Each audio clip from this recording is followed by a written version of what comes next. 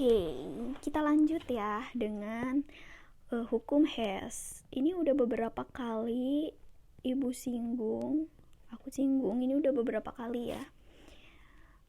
Tapi mungkin masih belum mengerti. Ini tuh yang kemarin misalnya nih, maksudnya hukum Hess itu.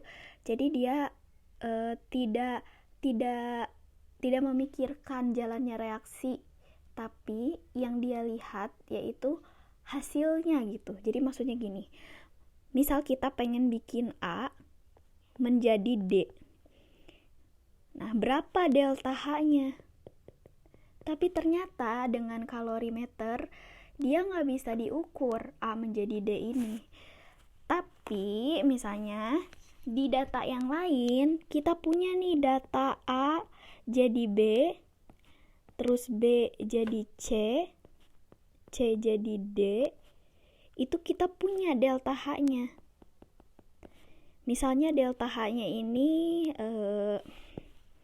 sebesar A, ini sebesar B misalnya, ini sebesar C. Kita punya. Karena kita pengen tahu ini, dan tadi kata ibu bahwa hukum Hess itu dia nggak mikirin jalannya reaksi, yang dia pentingin itu hasilnya gitu. Jadi mau kita hitung delta H A jadi D secara langsung, jalannya secara langsung, maupun muter-muter dulu, delta H-nya kan selalu sama. Jadi gini nih, kalau kita tulis ya, ini kan secara langsung nih, langsung blek gitu, A jadi D, delta H-nya itu sekian, misalnya delta H-nya itu 12 kJ misalnya ya. Atau kita mau muter-muter dulu, si A jadi B, jadi D, kita muter-muter dulu, tapi delta H-nya itu akan tetap sama. Jumlah delta H, A jadi B, B jadi C, C jadi C jadi D itu akan sama, yaitu akan 12 kJ gitu. Jadi mau kita langsung A jadi D, mau muter-muter dulu, akan sama. Itulah sebabnya kemarin ibu bilang, kalau berlawanan arah jarum jam, misalnya sama yang searah jarum jam, ini kan yang searah jarum jam ya. Bentar, tulis dulu deh di sini biar gak pusing. Yang searah jarum jam itu ada apa aja? Nih, yang searah itu, yang searah berarti kan kesini ya. Tuh, yang kesini. Coba apa aja? A sama D aja ya. Yang ini kan berlawanan nih. Tuh, yang A jadi B, B jadi C, C jadi D. Itu berlawanan. Yang searah cuma yang A jadi D aja, yang ini. Nah, berarti misalnya delta H A sama D kita tulis di sini, yang berlawanan arah jarum jam, yang berlawanan itu A jadi B, terus B jadi C, C sama D, itu kan berlawanan arah jarum jam. Kita tulis di sebelahnya, jadi nggak boleh disatukan, harus dipisahkan dengan sama dengan. Ditambah delta H CD.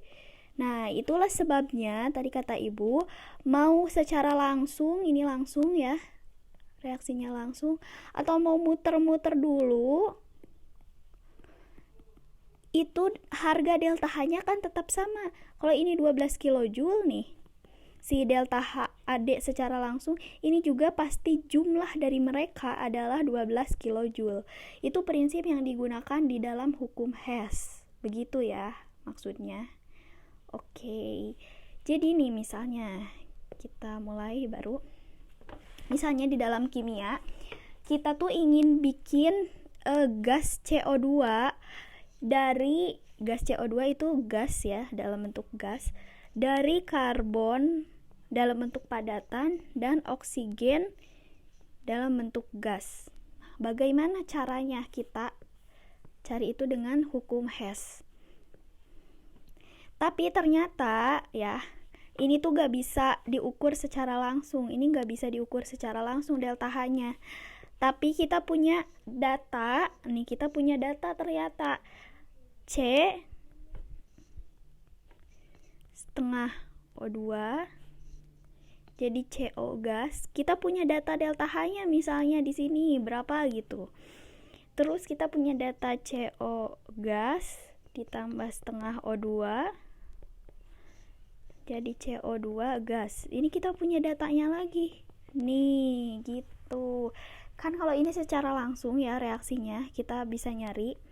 Kalau ini muter-muter dulu. Reaksi tahap pertama untuk mengubah C dan O2 menjadi CO2 itu kita reaksikan C dengan setengah O2 ini menjadi karbon monoksida terlebih dahulu. Lalu reaksi tahap kedua, si CO ini jadi setengah ditambahkan setengah O2 nih, karbon monoksida yang dulunya jadi produk, kita reaksikan lagi dengan oksigen membentuk CO2. Jadi ini kan kalau misalnya kita tambahkan reaksi tahapan-tahapan ini nih, kita tambahkan ya, ini ada CO di sebelah kiri, ini ada CO di sebelah kanan. Ini kita bisa coret. Kalau ini berseberangan, ini di sebelah kiri tanda panah, ini di sebelah kanan tanda panah, bisa kita coret. Yang lain gak ada yang sama juga ya, gak ada yang sama tapi berseberangan. Ini emang sama, ini ada oksigen, tapi kan mereka gak berseberangan gitu. Mereka sama-sama di belakang tanda panah. Nah yang ini kita tambahkan, ini C ya, kita tambahkan ke bawah gitu. Ini setengah O2 ditambah setengah O2, setengah tambah setengah itu 1 ya. Yang ini CO2 gas. Pada akhirnya ini kan sama hasilnya dengan yang langsung nih, C. Ini O2 juga. CO2 ini CO2. Pada akhirnya kan mereka sama gitu. Oke, itu prinsip dasar hukum Hess. Jadi hukum Hess itu mau dia secara langsung maupun muter-muter itu pakai beberapa tahapan terlebih dahulu, pasti harga delta H-nya itu akan sama. Karena kan kalau ini ditambahkan reaksi dua tahap yang ini dengan yang ini kan akan sama dengan yang langsung pada akhirnya gitu. Itu maksudnya dengan hukum Hess. Oke, sampai sini ngerti gak?